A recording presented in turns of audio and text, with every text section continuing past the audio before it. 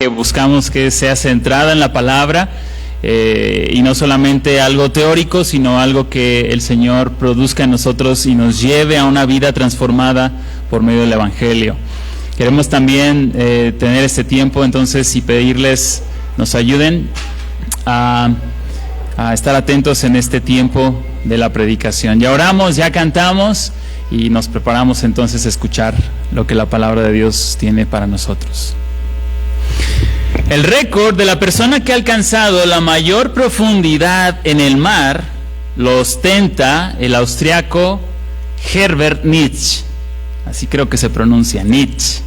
Es un austriaco que pudo alcanzar y hacer una inmersión 214 metros sobre la profundidad. 214 metros, eso es bastante en profundidad en el 2007. Hasta ahora él tiene ese récord. Y en esta modalidad también el buzo desciende con ayuda de un peso, que es un trineo, y asciende inflándose con un globo con otra asistencia. Pero esta es una modalidad. La otra modalidad es donde el buzo desciende y asciende bajo su propia fuerza y peso.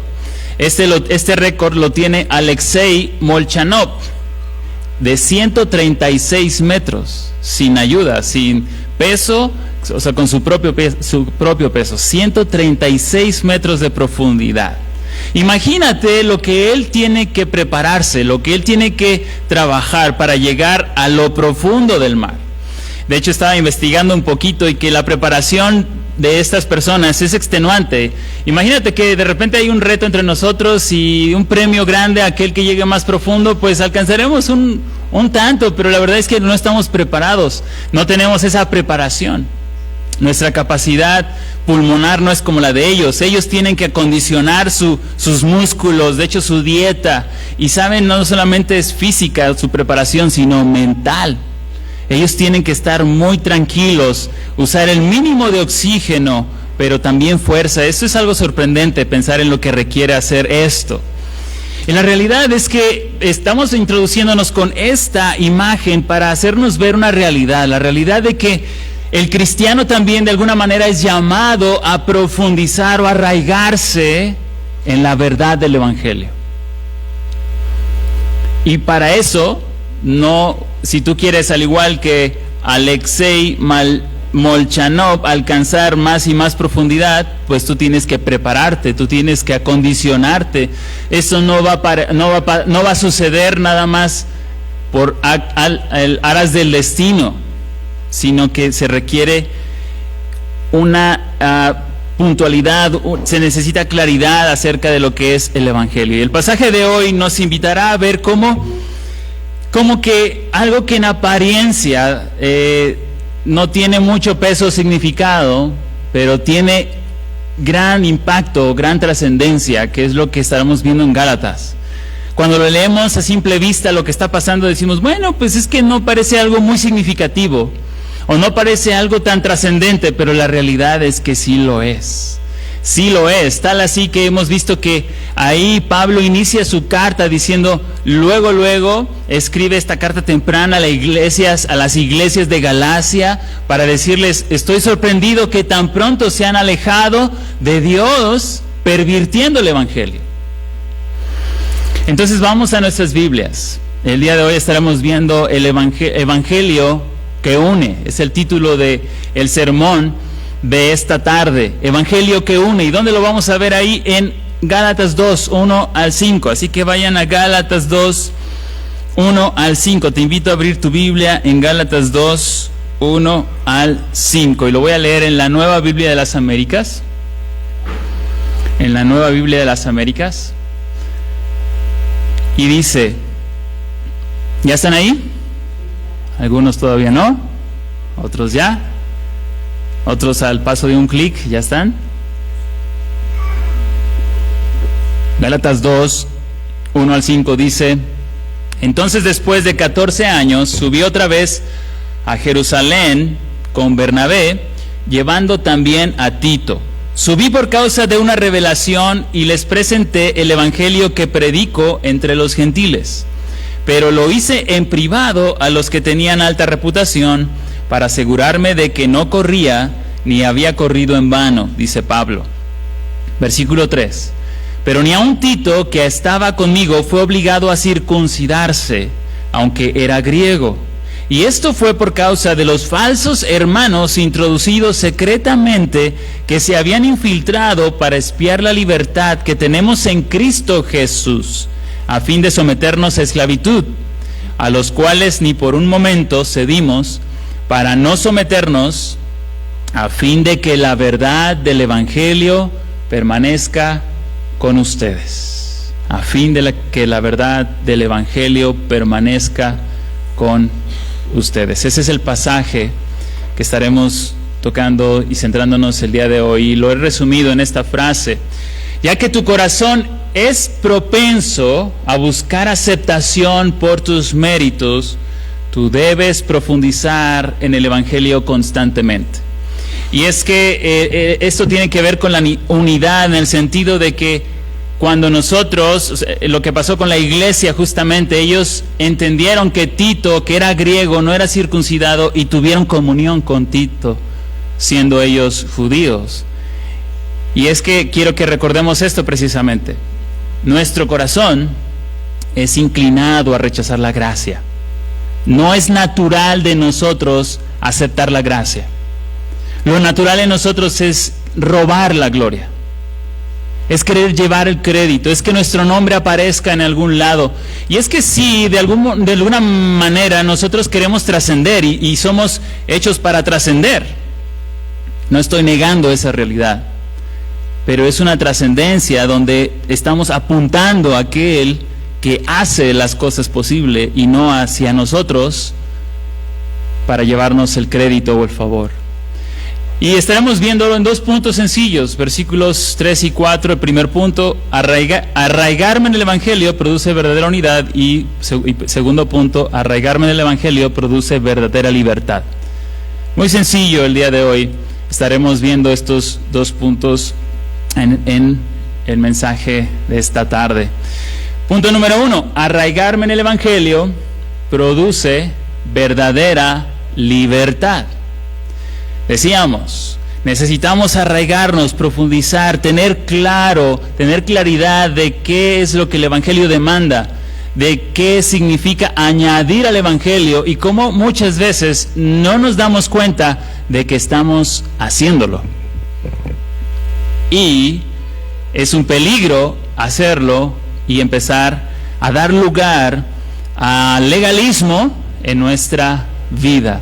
El legalismo precisamente, o el antinomismo, es esa distorsión acerca de lo que significa la ley de Dios, acerca de lo que quiere Dios Dios quiere acerca de nosotros, qué es lo que Él quiere de sus hijos. Entonces, leímos versículos 1 al 3, donde sale este primer punto: arraigarme del Evangelio produce verdadera unidad. ¿En qué sentido produjo unidad?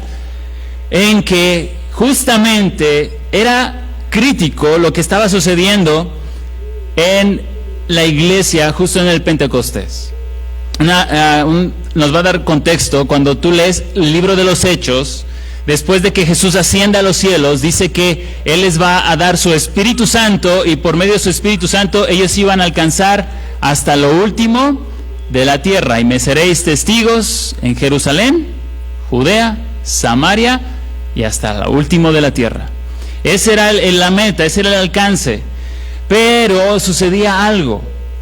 Había una parte crítica donde el pueblo judío, los judíos, estaban temiendo que los gentiles de alguna manera pisotearan toda aquella tradición y todo aquello que ya habían sido enseñados.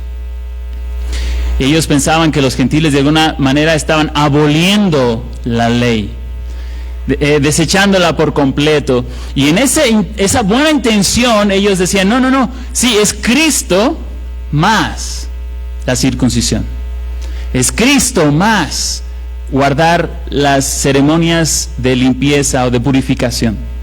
Y de alguna manera, pues aún con su buena intención, frenando el avance del Evangelio, y también dañando y distorsionando lo que Pablo va a aclarar, que el Evangelio de la gracia es meramente cumplido en la obra de Cristo. Cristo ya lo ha cumplido y no hay necesidad de añadir nada más a esa obra. Eso es lo que vamos viendo. En este caso, hemos visto ya en los versículos cómo Pablo, por eso en la carta vemos un argumento de Pablo.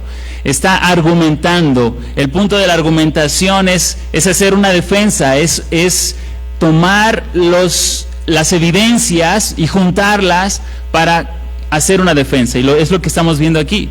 Está defendiendo una posición, Pablo.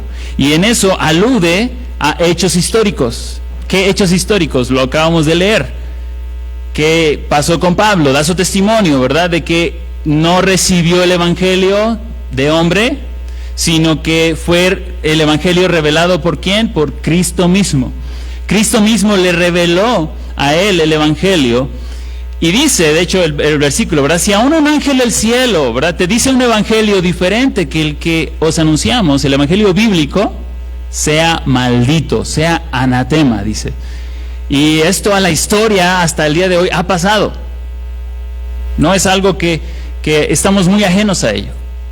Es un peligro latente. Y la advertencia no es cualquier advertencia, es una advertencia que todos nosotros tenemos hasta el día de hoy.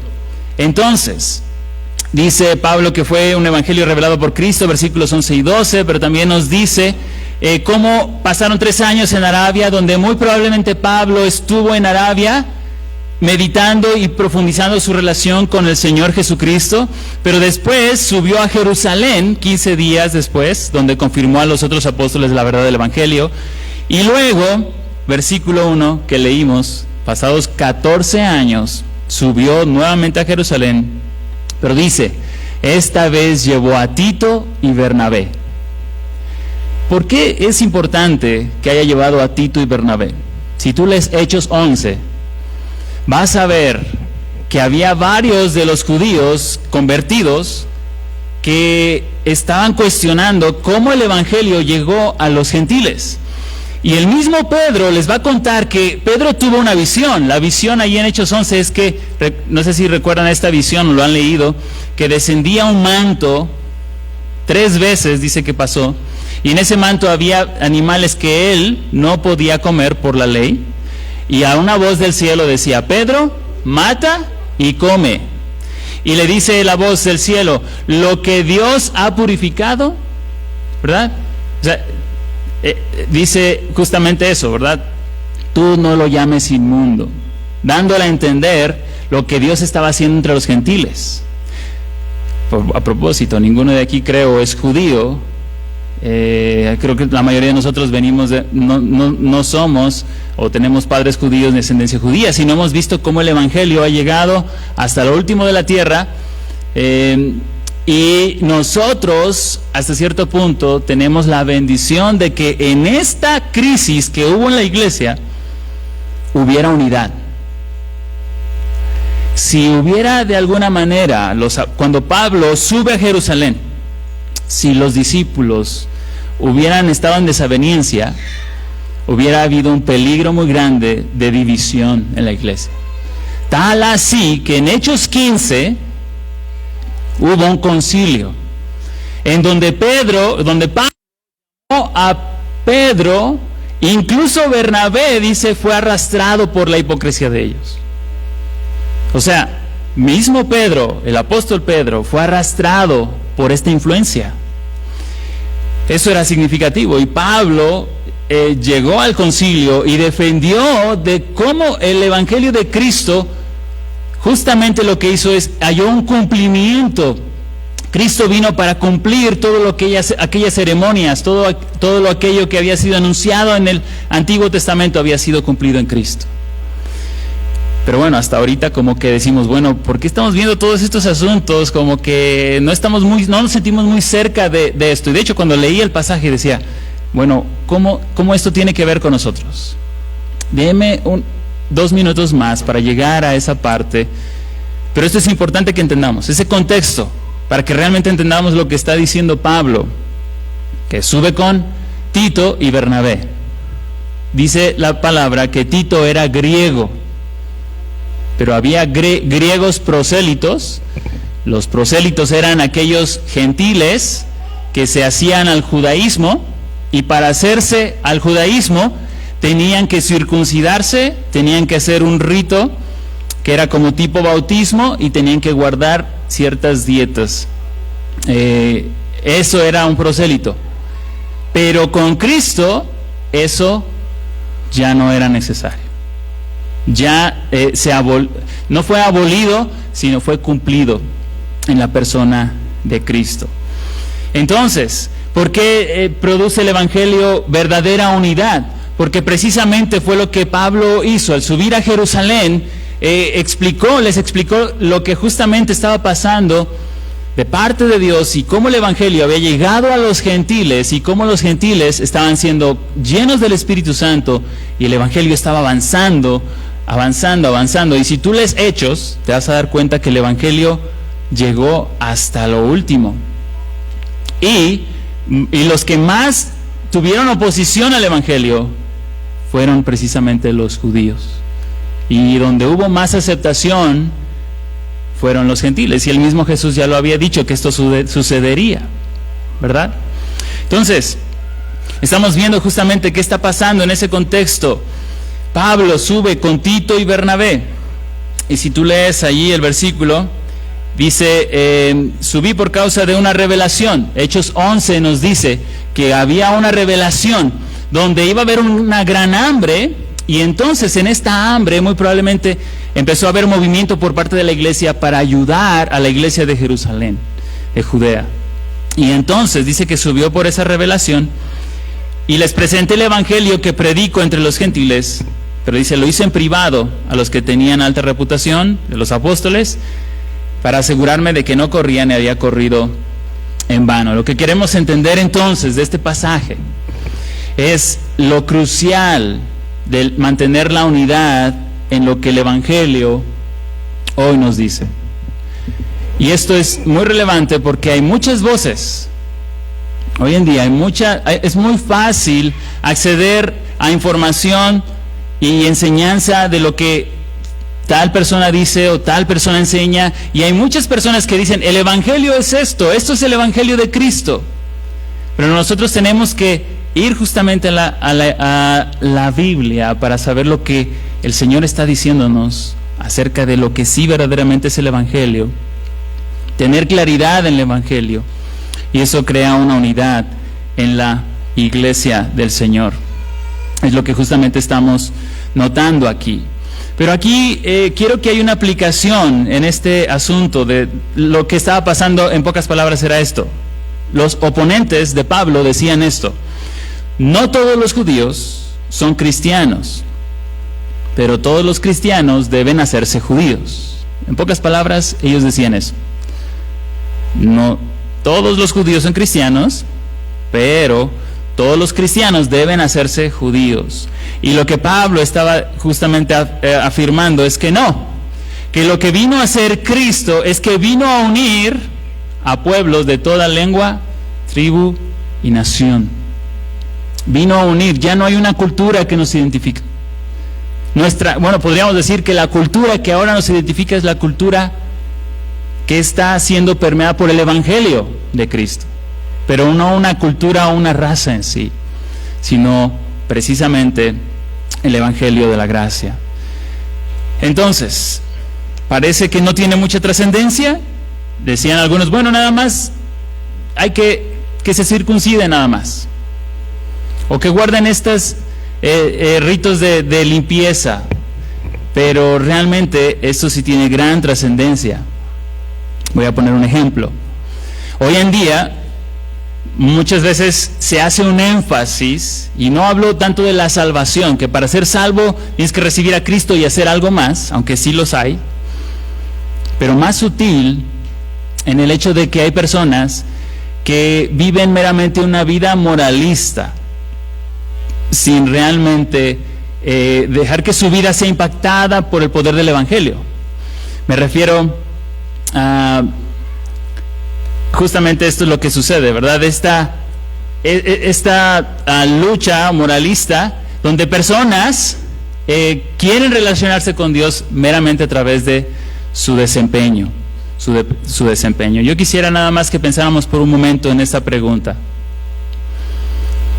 ¿Eres consciente del legalista que llevas dentro de ti?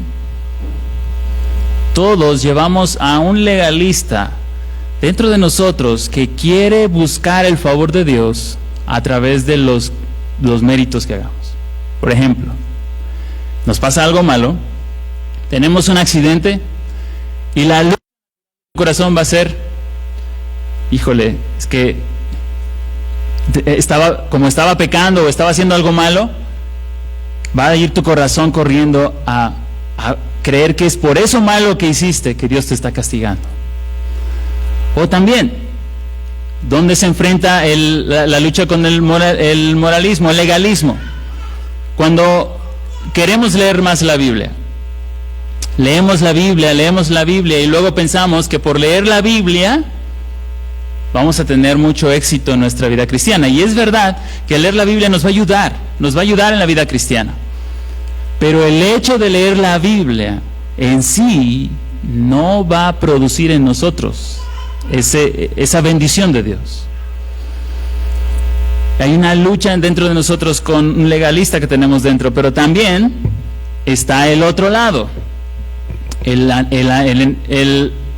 otro lado es el legalista y del otro lado está el antinomista.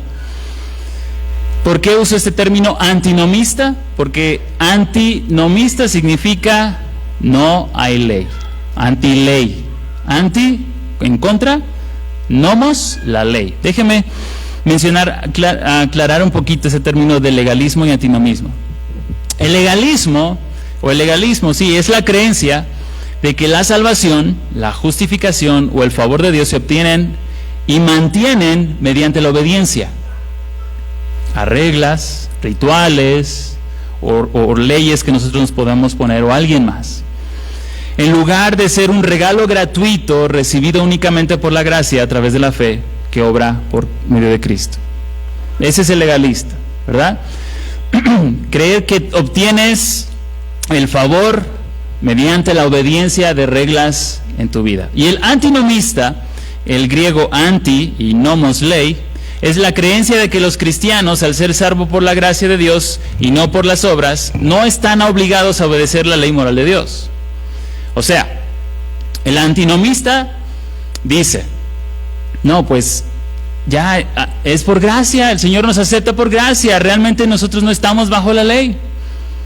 No hay ley, entonces no se ven obligados a someterse a Dios o a la ley moral de Dios. Y estos son los dos extremos. Y me acuerdo muy bien de la universidad. Cuando estaba en la universidad tenía alumnos.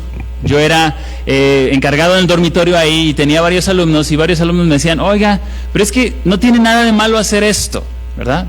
Es que no tiene nada de malo hacer esto o aquello, decían. No tiene nada de malo hacerlo. Y ya yo les explicaba, o con preguntas, ellos me decían y entendían muy bien el principio bíblico, pero muchos de ellos sencillamente decían, no tiene nada de malo, pues lo hago. Pero realmente ellos no sabían explicar por qué eso era malo. Voy a dar un ejemplo muy, muy claro, ¿no? Decimos, o algunos hablan referente al alcohol. ¿Está mal tomar alcohol? Y algunos dicen, sí, es pecado tomar alcohol completamente. Y algunos dicen, no tiene nada de malo tomar alcohol. Entonces, si nos quedamos así nada más con tomar alcohol o no tomar alcohol, se da cuenta, no realmente estamos teniendo en claro qué es lo que la Biblia enseña acerca de. Vemos en la Escritura que nos dice la Biblia que el Señor nos dice que embriagarse o ser controlado por el vino trae disolución y trae un daño. Haces cosas que muchas veces te vas a lamentar por esas cosas. Pero no enseña, de hecho hay textos donde habla de tomar un poco de vino, tomar un poco de alcohol, no como algo pecaminoso. Y conozco a personas que dicen, yo hice un voto de no tomar ni una gota de alcohol para el Señor. Ok, y esa persona lo quiere hacer delante de Dios y quiere hacer eso delante de Dios. Yo incluso le animaría a pensar que Dios, más allá de hacer un voto con el alcohol, Él está más interesado en que la ley de Dios se cumpla en Él, amando a Dios sobre todas las cosas y amando a su prójimo como a Él mismo. Eso es más fácil, ponernos reglas, una serie de reglas. Dame 5 reglas, dame 10 reglas para que yo pueda cumplir, que someternos a la ley de Dios en el mandato de amar a Dios sobre todas las cosas y amar al prójimo como a ti mismo. Es fácil poder decir, bueno, dame estas reglas y las puedo cumplir, pero amar al prójimo y amar a Dios sobre todo es algo que sí, Cristo lo hace posible a aquel que ha puesto su fe en Él, pero ciertamente es una lucha continua hasta ese día que venga el Señor por su iglesia, por nosotros. Entonces, tenemos un corazón que es inclinado hacia estos dos extremos, o al legalismo o al antinomismo. Rechazamos la gracia de Dios. Por eso necesitamos ir más profundo hacia el Evangelio. ¿Qué es el Evangelio? ¿Cómo el Evangelio nos da libertad? Por ejemplo, hay casos donde hay personas o hay iglesias donde se pone un énfasis en el vestido o en el hacer esto, más en lo externo que realmente en lo que sucede en nuestro corazón, lo que está pasando en nuestra vida o en nuestro corazón.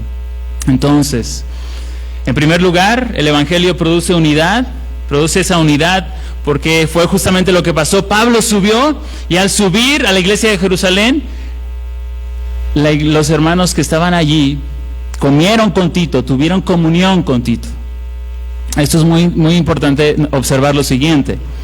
Para un judío, tener comunión con un gentil no circuncidado era considerado como algo impuro.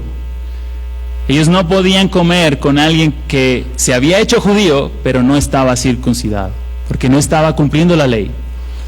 Pero en ese entonces, cuando Pablo recurre a este argumento de que llevo a Tito, que era griego, y como dice el texto, sin haber sido circuncidado, los demás tuvieron comunión, porque era un símbolo justamente de esto, de que estaban de acuerdo, estaban en común unión, que Cristo había venido para cumplir la ley, y ya no hay más por qué estar observando la ley, ya que Cristo la ha cumplido. Pero número 2, arraigarme en el Evangelio produce verdadera libertad. Arraigarme en el Evangelio produce verdadera libertad. Dice versículo 3, pero ni aun Tito, que estaba conmigo, fue obligado a circuncidarse. Estamos en capítulo 2 de Gálatas. Dice, versículo 3, pero ni aun Tito, que estaba conmigo, fue obligado a circuncidarse, aunque era griego, y esto fue por causa de los falsos hermanos introducidos secretamente, que se habían infiltrado para espiar la libertad que tenemos en Cristo Jesús, a fin de someternos a esclavitud, a los cuales ni por un momento cedimos, para no someternos, a fin de que la verdad del Evangelio permanezca con ustedes.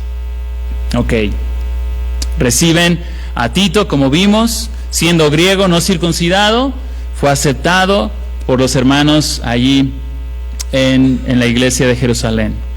Y es que justamente vemos que Pablo da testimonio a esos hermanos de Jerusalén en que no insistieran en la circuncisión de Tito, sino que lo aceptaron justo como él había estado sin circuncidarse.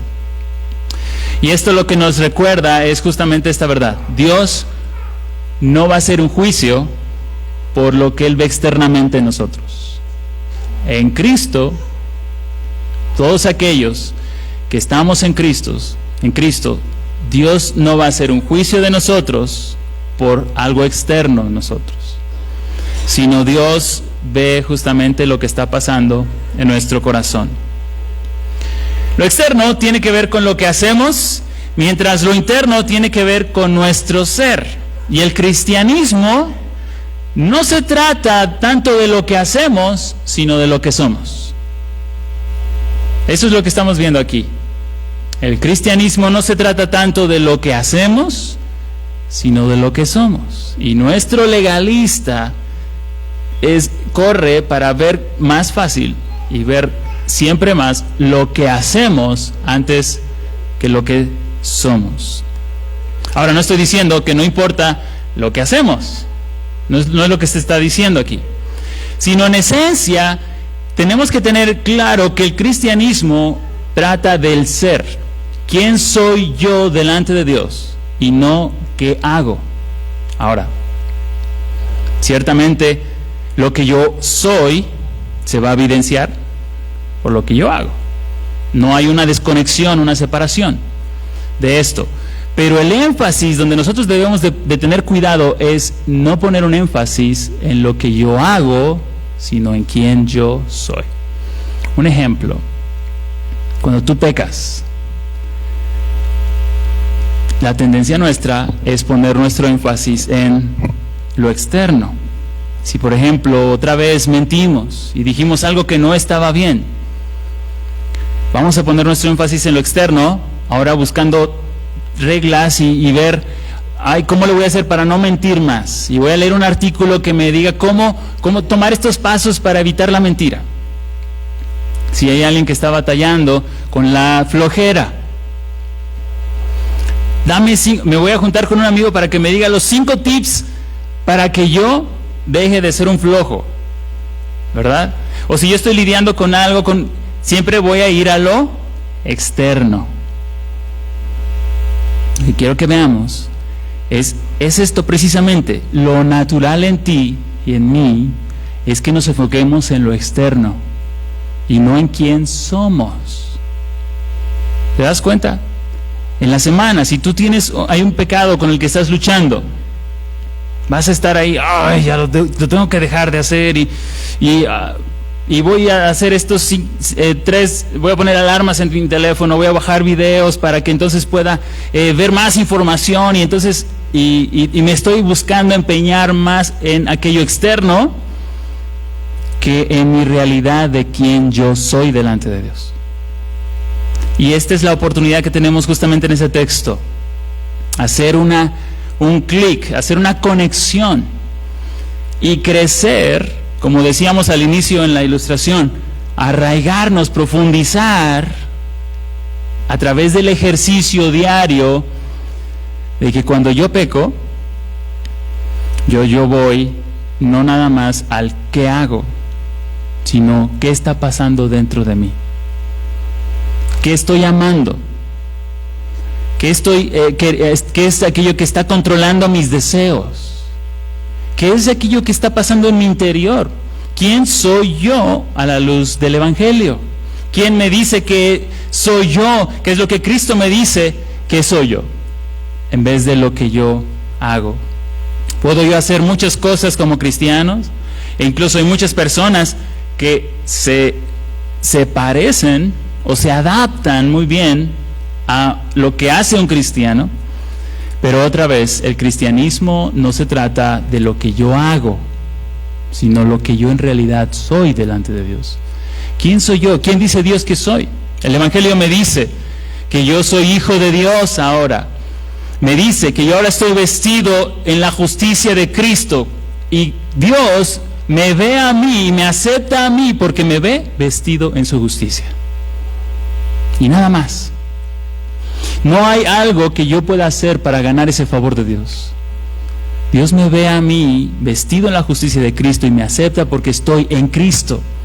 Y es a través de esa gracia, es a través justamente de observar quién yo soy delante de Dios, produce en mí lo que estábamos mencionando aquí.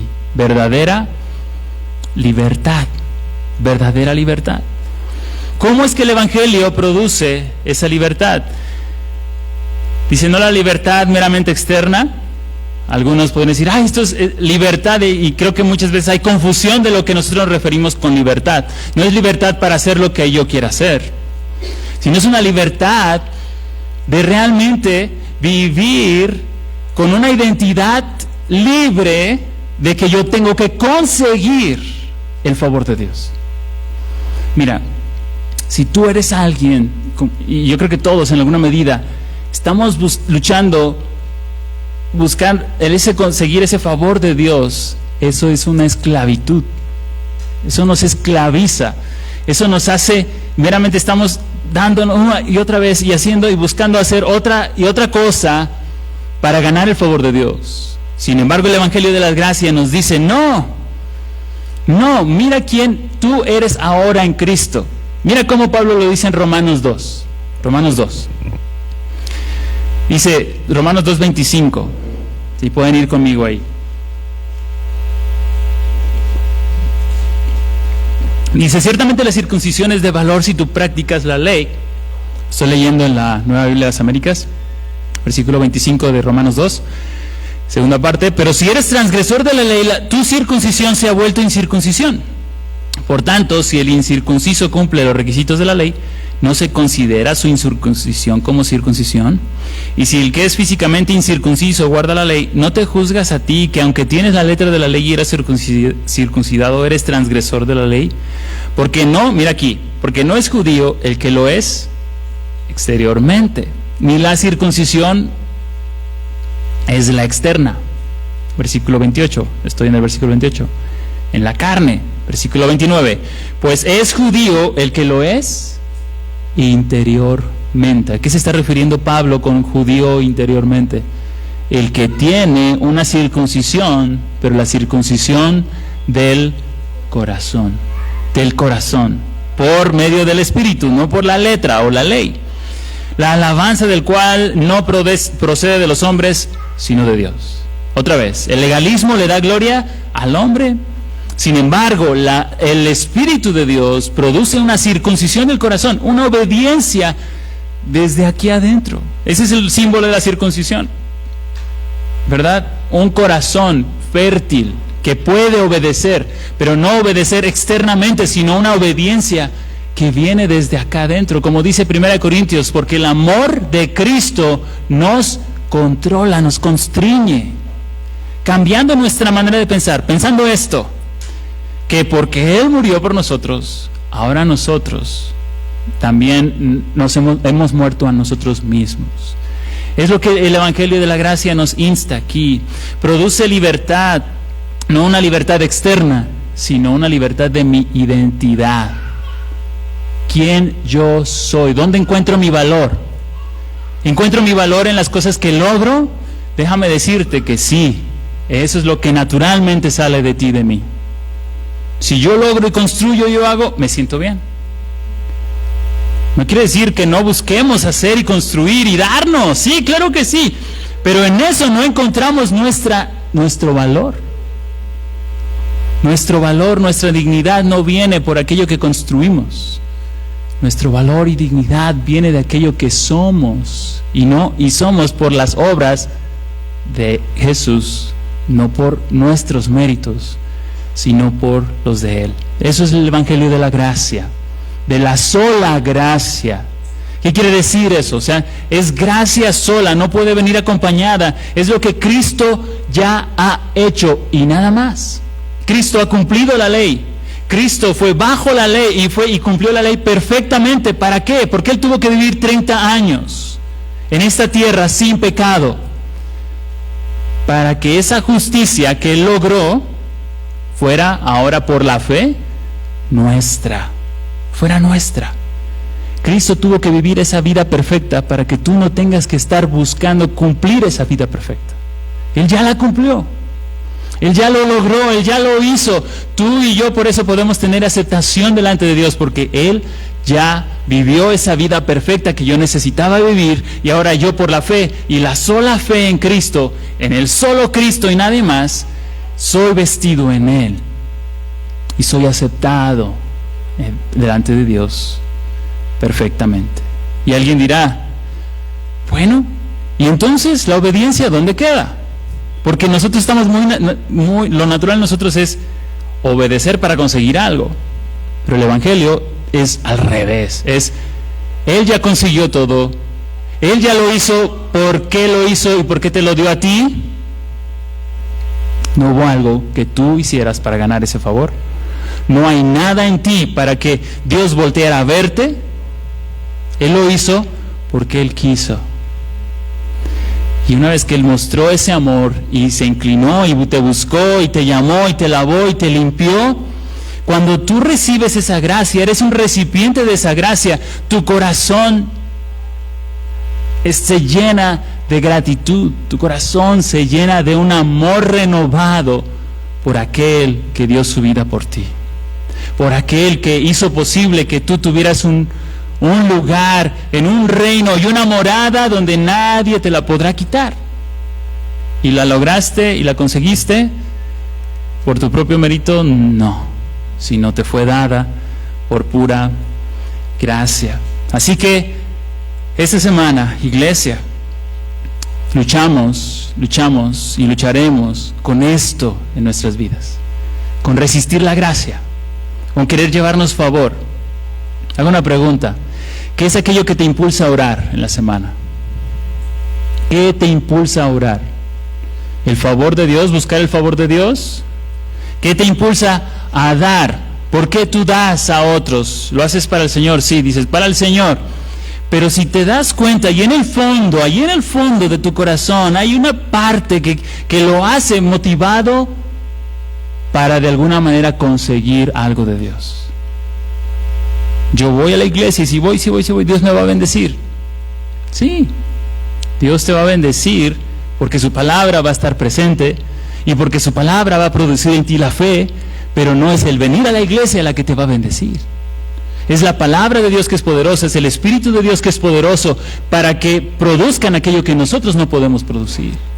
Eso es lo que es el Evangelio de la Gracia, y eso es lo que pasaba en el tiempo de Pablo y los Gálatas. Había esa lucha y había esa crisis de que algunos estaban pervirtiendo el Evangelio, añadiendo el Evangelio. Y hermano, y eso no es ajeno a nuestro día. Es muy común que haya personas que delante en los púlpitos solamente estén predicando: tú tienes que hacer esto, tú tienes que dejar de hacer aquello, tú ya no tienes que hacer esto, tú ahora eres cristiano y tú tienes, y tú no debes, y se trata otra vez de lo que tú haces y no lo que tú eres. Y el Evangelio de la Gracia, por lo que vemos aquí en la aceptación de Tito, que no tuvo que ser circuncidado, hay libertad. De hecho, Pablo lo dice, ¿verdad? Nos querían someter otra vez a esclavitud, lo cual yo resistí. O sea, él mismo dice, justamente es lo que dice el pasaje: pero ni aun Tito, que estaba conmigo, fue obligado a circuncidarse, aunque era griego, y esto fue por causa de los falsos hermanos introducidos secretamente, que se habían infiltrado para espiar la libertad que tenemos en Cristo Jesús, a fin de someternos a esclavitud. Eso es lo que Pablo está defendiendo crucialmente. Estaban queriendo volverlos a esclavizar a través de añadir o distorsionar el Evangelio de la sola gracia. Y yo vuelvo a preguntarte: ¿por qué das? ¿Por qué vienes a la iglesia? ¿Qué es lo que te impulsa? ¿La bendición de Dios? De verdad que sí, Dios nos ha bendecido y ya nos ha dado esa bendición. Pero debería ser, o en esencia es, y la oportunidad hoy es de que deberíamos ser impulsados por un amor nutrido por la gracia. La gracia retiene, arresta nuestros corazones para mover nuestros pasos, para mover nuestra voluntad que ha sido esclavizada por el pecado tantos años. Lo que tiene, la única persona que puede y que tiene el poder para derrotar a ese corazón duro que ha sido esclavizado por el pecado es la gracia de Dios en Cristo. Es lo único que puede realmente producir en nosotros frutos dignos, frutos aceptables a Dios, que son de olor grato para Él. Aquí quiero aclarar lo siguiente: no queremos decir que la ley fue abolida o invalidada. La ley no fue abolida o invalidada, sino fue cumplida en Cristo. También está otro extremo, donde dicen: oye, la gracia barata, como algunos dicen, la gracia barata es: ven a Cristo, todos te aceptan, está bien que tú vengas a Él y tú solo síguelo. Esa es la gracia barata, que no es la gracia que vemos en la Escritura. No. La Biblia nos dice, quiero dar un ejemplo aquí. ¿Ves los 10 mandamientos? ¿Hace cuánto leíste los 10 mandamientos? Quizá alguien lo hizo recientemente, pero son textos que luego recordamos de niños, ¿verdad? ¿Nosotros estamos bajo los 10 mandamientos? Algunos no, ¿verdad? Rápido, no. Bueno, no estamos bajo la ley, pero ¿sabe qué es lo que dice la Escritura? Que en nosotros se cumple la ley. Y no estamos bajo la ley como el pueblo judío, que tenía que guardarlo, pero sí en el sentido de que para nosotros necesitamos claridad de lo que nos dice esos 10 mandamientos. Y lo sorprendente es esto. Deme estos minutitos, póngame atención con lo siguiente. ¿Sabe que los 10 mandamientos están divididos en 2 partes, 2 tablas? Y la primera tabla resume lo que significa amar a Dios con todo tu corazón. Y la segunda tabla resume lo que significa amar al prójimo como a ti mismo. ¿Y qué dijo Jesús? Toda la ley se cumple en un solo mandamiento: amar a Dios sobre todas las cosas y amar a tu prójimo como a ti mismo. Y sabe, eso lo vimos en el Sermón del Monte. Jesús vino, ¿para qué? Para cambiar el corazón duro de piedra y poner un corazón de carne, y ahora su ley estaría en nuestro corazón por su Espíritu Santo para que nosotros podamos vivir de acuerdo a esa ley. O sea que los 10 mandamientos deberían estarse cumpliendo en sus hijos, ¿verdad? No tendrás dioses delante de ti. Bueno, yo no tengo imágenes, o yo no, tu corazón le pertenece a Dios en primer lugar y nada más. Eso es esa adoración y lealtad que Él demanda, amar a Dios sobre todas las cosas. Y eso lo produce el Evangelio de la gracia. Eso no lo produce las muchas reglas o por lo bien que tú te veas por fuera. Eso no lo va a producir. Las muchas reglas que tú te pongas, lo mucho que tú hagas para Dios, no va a hacer que tú cumplas esa ley, sino justamente lo que dice el Sermón del Monte: bienaventurados los pobres en espíritu, porque de los tales es el reino de los cielos. Es aquellos que dicen: yo no puedo, Señor, yo sé que es en mi debilidad que tu poder se perfecciona. Vengo en mi debilidad, ayúdame en mi incredulidad. Necesito, Señor, de ti. Necesito que tú me tomes en mi debilidad, en mi pobreza, Señor, porque yo no puedo. Jesús mismo lo dijo, ¿verdad? ¿Qué pasaba con los fariseos? Los fariseos no tenían necesidad de médico. Por eso ellos no vieron a Jesús como su Salvador, sino dice, aquellos pobres en espíritu son los que necesitan el médico, y los que vienen a Cristo y dependen de Él para que su ley sea cumplida en sus corazones. Entonces tendremos una lucha en la semana. Cada vez que tú te acerques a Dios, hay una lucha. ¿Lo haces para ganar el favor de Dios? ¿O lo haces porque ya tienes el favor de Dios en Cristo y amas a Cristo y te deleitas en Él y quieres pasar otro tiempo con Él? Y hermanos, siendo honestos, es una lucha, ¿verdad? Nuestro deleite en Cristo es una tremenda lucha en nuestros días. Hay muchas cosas que atraen nuestro corazón, que nos llaman, que luchan por esa única pasión y primera pasión. Pero el Evangelio de la gracia, una y otra vez más, nos lleva a depender y a correr a nuestro Salvador, rescatándonos progresivamente, constantemente de nosotros mismos. Estas leyes ceremoniales no se han abolido o reemplazado, y aquí quiero enfatizar esto: reemplazado. Algunos quizá no estamos guardando las leyes ceremoniales de limpieza y lavando las manos y hacer muchas de estas cosas, pero las reemplazamos. Por ejemplo, cuando hay ese énfasis en el vestir, en lo externo, la Biblia enseña de la modestia, no estamos diciendo que no. Pero hay quienes llegan delante y personas que enseñan de Dios dicen: es que un cristiano se viste así, se hace así, y este es un cristiano. Y si no es así, no es cristiano. Eso no es lo que la Biblia enseña. Es precisamente añadir a la obra de Cristo. ¿Por qué? Porque están reemplazando. Para ser agradables a Dios tienes que hacer estos requisitos o estas cosas, y eso no es lo que la Biblia enseña, sino nos dice que somos aceptados por Dios en Cristo, y es en esa aceptación donde nuestra vida encuentra la obediencia, una obediencia por amor a nuestro Señor. Entonces, terminamos. El Evangelio bíblico resultará en libertad. Resultará en libertad. Mientras que el mensaje de ganarte la salvación traerá esclavitud. Y sabes, has estado con una caminadora y vas por las caminadoras o las cintas esas deportivas que vas corriendo, es interminable, ¿verdad? ¿Por qué? Pues es una cinta que va y tú puedes estar ahí todo el día y la cinta va a seguir. Así es cuando tú te sometes a la esclavitud. Nunca va a ser suficiente, siempre va a haber más. ¿Y sabes qué va a producir esa cinta? Más culpa. O tiene dos terminaciones. O te llena de orgullo o desesperanza. Te llenas de orgullo creyendo que lo estás haciendo, o te llena de desesperanza.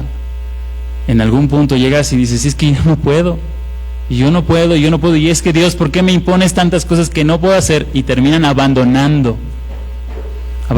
la fe.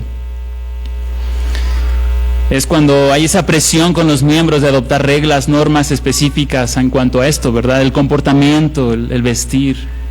Y se pone un demasiado énfasis en la separación cultural externa, en vez de una diferencia interna del espíritu, ¿verdad?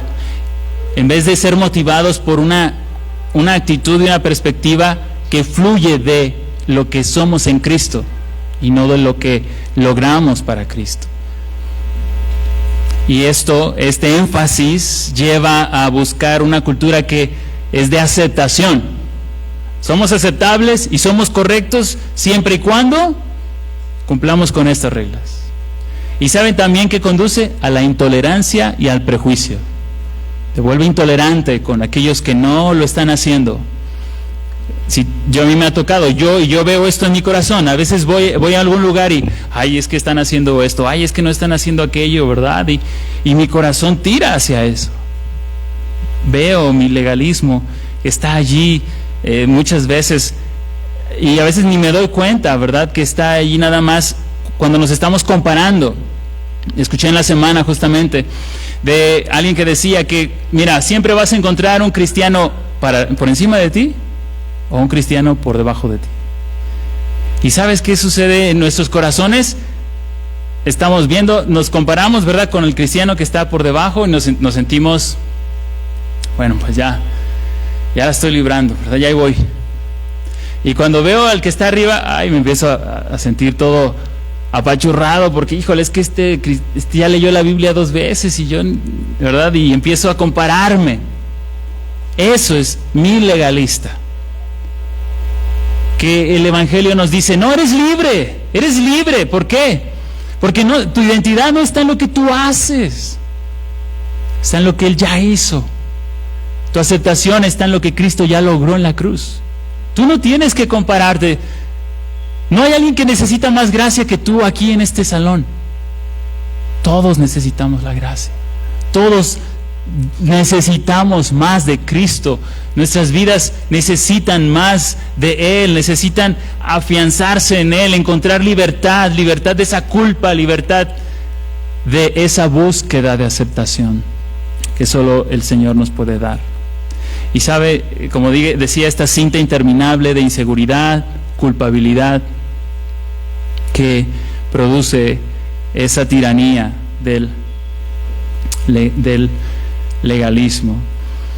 Entonces, el segundo punto y último justamente habla de arraigarme en el Evangelio, que produce verdadera libertad, no como aquellos maestros falsos que se metían en la iglesia para volverlos a la esclavitud, sino Pablo fue a defender que no, de ninguna manera es así. Nuestra cultura, ya Cristo nos unió, ya no se trta si soy judío o soy gentil, y lo va a decir más adelante en Gálatas 4, no se trata si soy de esta cultura, de esta otra. Yo estoy unido a Cristo, y no importa de qué raza seas, Cristo te ha unido a un mismo cuerpo para llevar a cabo su plan redentor.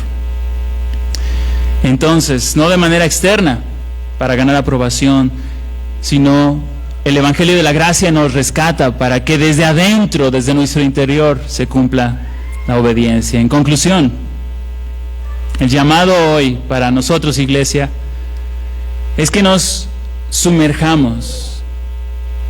Y así como el ruso que se alcanzó 136 metros hacia abajo, tuvo que prepararse, tuvo que acondicionarse, someterse a una dieta, así también nosotros necesitamos ir arraigándonos más en el Evangelio. Esto no va a suceder si no estamos ahí procurando un tiempo con Dios, buscando una amistad que me rete. Yo necesito un amigo que me rete a seguir más a Cristo.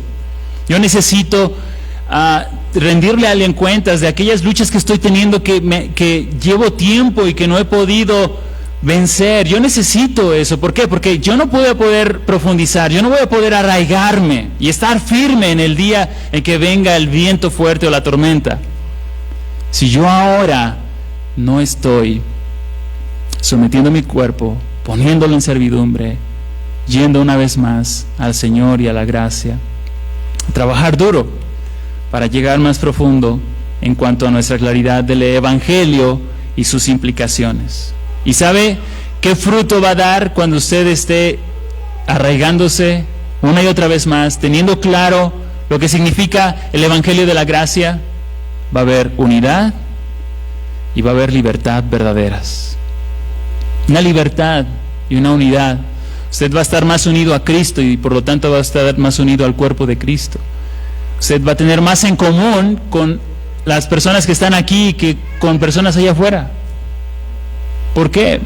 Porque lo que nos une no es aquello en el que buscamos solamente identificarnos o adaptarnos, sino aquello que Cristo ha hecho posible en su muerte, sepultura y resurrección. Y como iniciamos, termino con la proposición para recordar esto. Ya que nuestro corazón es propenso a buscar y aceptar méritos propios, aceptar aceptación a través de tus méritos, tú debes profundizar en el Evangelio constantemente. Somos llamados a profundizar en el Evangelio todos los días hasta que Él venga. Señor, pedimos, Padre, de tu gracia que nos ha sido prometida en Cristo, gracia abundante. Cuando el pecado abunda, sobreabunda tu gracia, y a esa gracia acudimos. Señor, tú nos ves tal cual somos, tú nos ves qué hay en nuestro corazón, en nuestros pensamientos, tú nos conoces perfectamente, Señor, y es sorprendente que a pesar de nuestras muchas fallas, faltas y equivocaciones y rechazos a ti, tu paciencia, Señor, nos atraiga a ti. Tu paciencia produzca en nosotros fe para vivir para ti, para acercarnos ahora que tú nos has buscado y nos has salvado. Señor, bendice a tu pueblo, bendícenos por tu Espíritu Santo, aplicando tu palabra en esos rincones y en esos lugares donde es difícil aplicar, que tú conoces y que tú hablas a tu pueblo por medio de ella. Señor, bendícenos hoy, te lo pedimos en Cristo. Amén y amén.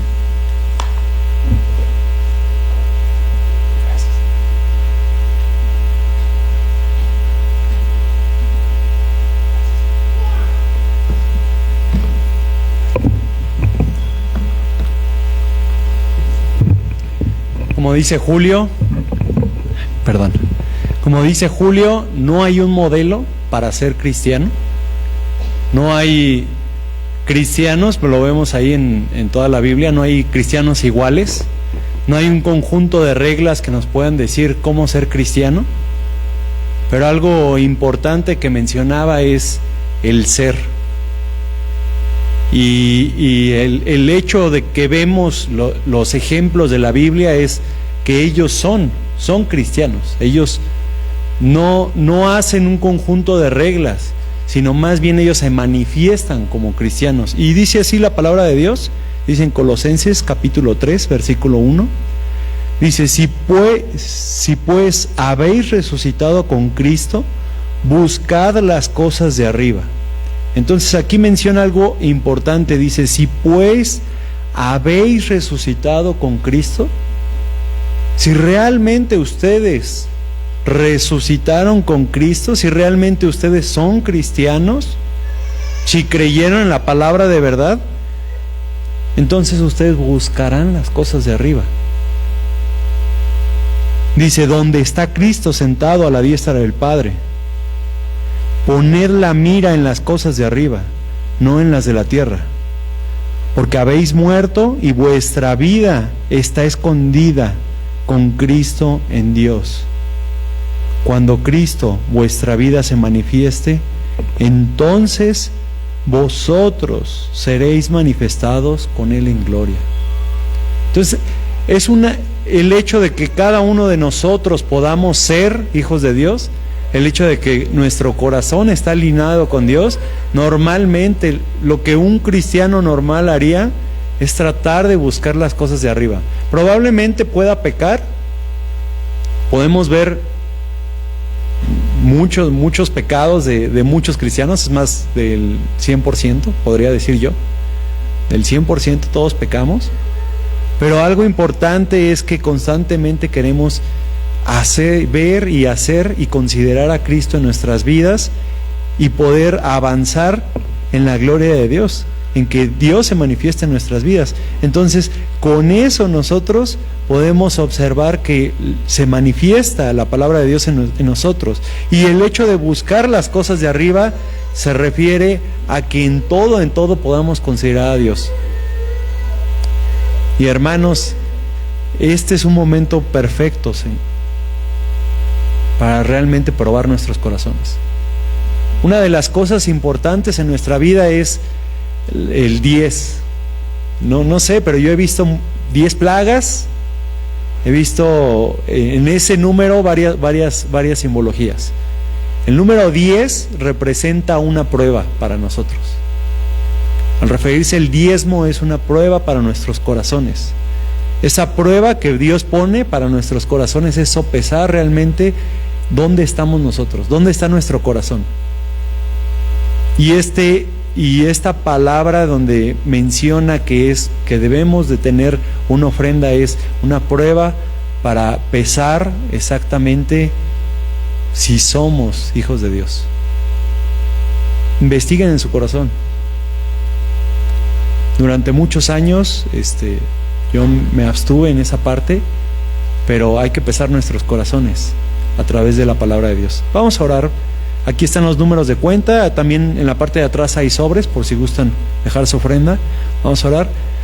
Dios Padre bendito, te pedimos, Señor, que tú, Señor, peses nuestros corazones, que, Señor, así como dice tu palabra, si pues nosotros somos, si pues nosotros atendemos a ese llamado, si realmente tú habitas en nuestros corazones, permítenos contribuir, Señor, porque es un privilegio para cada uno de nosotros el hecho de contribuir a tu obra. Permítenos poner nuestro corazón en peso hacia ti, mi Dios, y poder ofrendar, mi Dios, para darte un poco de lo mucho que tú nos das, Padre. Señor Padre bendito, permítenos hacer introspección en nuestro corazón y saber qué tanto estamos buscando las cosas de arriba o qué tanto estamos buscando las cosas terrenales, Padre. Porque es fácil desviarnos y es fácil, Señor, agarrar y tomar un rumbo en donde nosotros busquemos los placeres personales, Padre. Y no, Señor, estar en tu obra, Señor. Orar, bendecirte a ti, mi Dios.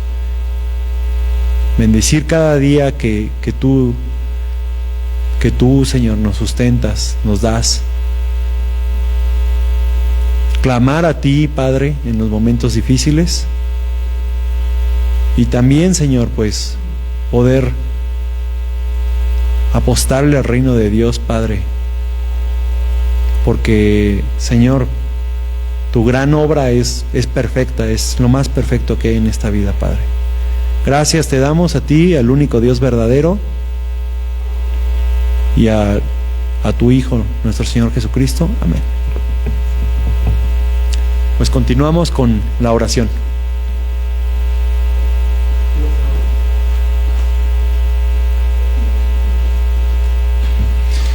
Muy bien, vamos a mover un poquito sobre el programa, a terminar con la adoración. Estaremos terminando con la adoración cantando este último canto que se llama Una Cosa.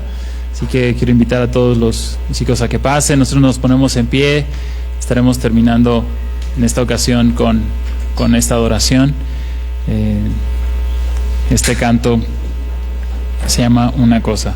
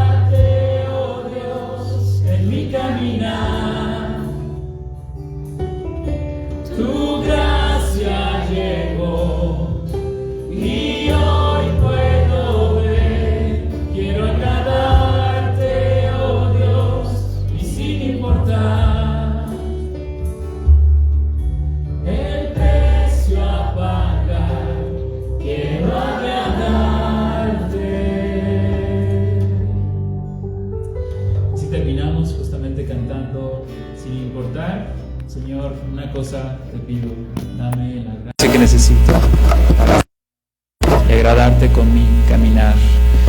Estamos despedidos. Antes nada más los avisos, pueden sentarse y daremos algunos avisos finales. En el mes de noviembre tendremos bautismos. En el mes de noviembre tendremos bautismos. Para aquellos que están interesados en la obediencia en el por favor, con un servidor, con el pastor Fer, para dar los bautismos en el mes de noviembre. Tenemos ahí está la lista larga de varios cumpleaños en septiembre. Y pues este fin de semana ustedes pueden ver, tanto tenemos visitas como también tenemos algunas ausencias. Algunas personas han salido este fin de semana por el puente o por visitar a familia, así que este tiempo también podamos disfrutarlo juntos y en familia. Y algunos también toman la oportunidad para juntarse y celebrar también en este mes, en estos días patrios. Así que son los cumpleañeros del mes de septiembre. Todavía estamos ahí el día de ayer con Teresita, que cumplió años. Está Héctor Macín el 17, Abril el día 21 todavía, Cristian, el hijo de Cristian Junior el 23, Rubí Olmedo el 23 también, César López el 24 y Camila el día 30, son los cumpleañeros que aún tenemos. Y también recordarles del 26 y 27 de septiembre, para aquellos matrimonios que están ya apuntados para el retiro y están planificando ir al retiro de matrimonios este 26 y 27 de septiembre. Nada más recordarles o anunciarles que a las 3 de la tarde pueden llegar al hotel donde vamos a estar y hacer su check-in, y a las 4 tendremos un taller previo, pero en sí la actividad estará iniciando a las 5 de la tarde para que lo tomen en cuenta. 26 y 27 de septiembre en San Miguel de Allende este año, y también el costo es de 2,750 también para que lo tengamos contemplado, porque el día 21 de septiembre sería la fecha límite de pago para cubrir el monto total del retiro de matrimonios. Muy bien, ahora sí estamos completamente despedidos. Tomen un tiempo para saludarse y saludar a aquellos que nos visitan, a aquellos que nos acompañan el día de hoy. El Señor les bendiga.